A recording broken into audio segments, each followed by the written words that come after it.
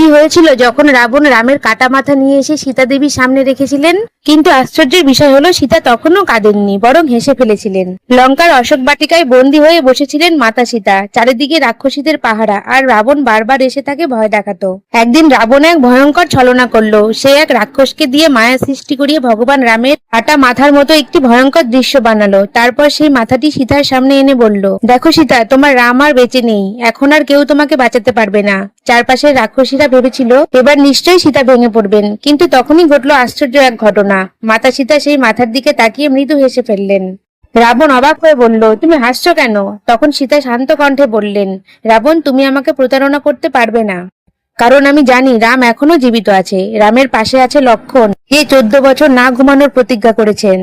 রামকে রক্ষা করার জন্য সে কখনো ঘুমোবে না। আর তাদের সঙ্গে আছে হনুমান, যে এমন শক্তির অধিকারী যে সহজে তাকে কেউ মারতে পারবে না।